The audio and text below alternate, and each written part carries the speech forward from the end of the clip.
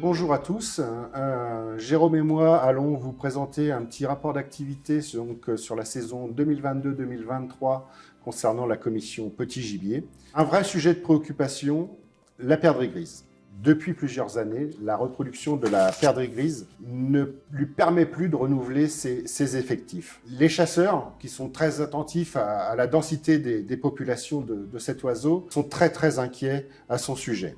Et malheureusement, ne peuvent que constater une disparition dans certains secteurs de leur gibier de prédilection. Les populations sont passées d'un peu plus de 23 couples au 100 hectares en 2012 à un peu moins de 7 couples au 100 hectares en 2023.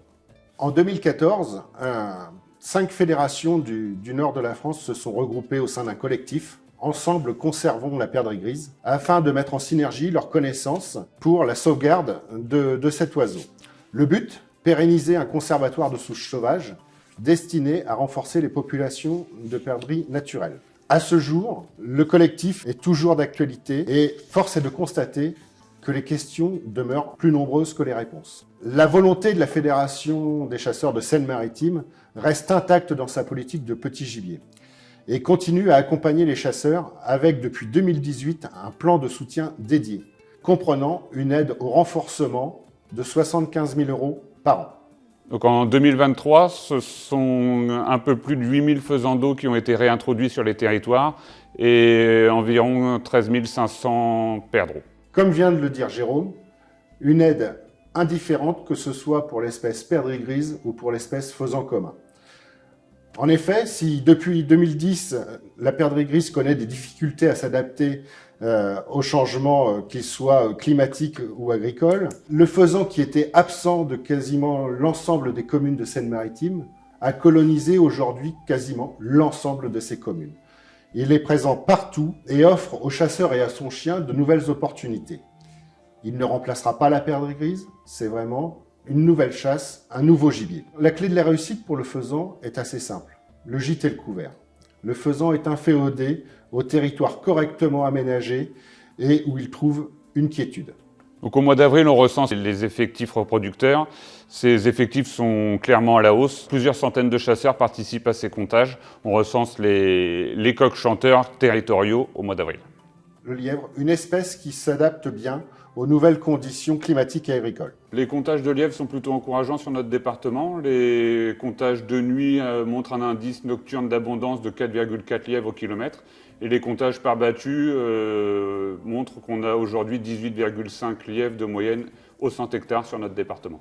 Un autre lagomorphe qui était pourtant très présent dans nos chasses il y a quelques années, il est devenu le grand absent et il est pourtant le maillon essentiel de la chaîne alimentaire, le lapin de Garenne. Celui-ci a disparu et personne ne semble s'en inquiéter. La Fédération des chasseurs de Seine-Maritime ne l'entend pas ainsi. Et à défaut de pouvoir mettre en œuvre les solutions qui sont aujourd'hui connues et efficaces pour la sauvegarde de cette espèce, a décidé de s'inscrire dans l'ensemble des programmes, qu'ils soient régionaux ou nationaux, avec par exemple aujourd'hui un projet éco-contribution porté par la Fédération des chasseurs de Normandie sur l'impact de la réintroduction du lagomorphe dans un écosystème prairial de type coteau-calcaire.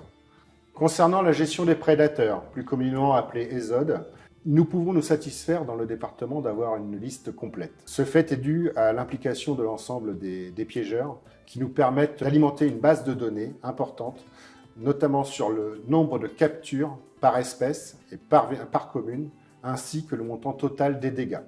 Cette liste ne peut être défendue que grâce à ces données.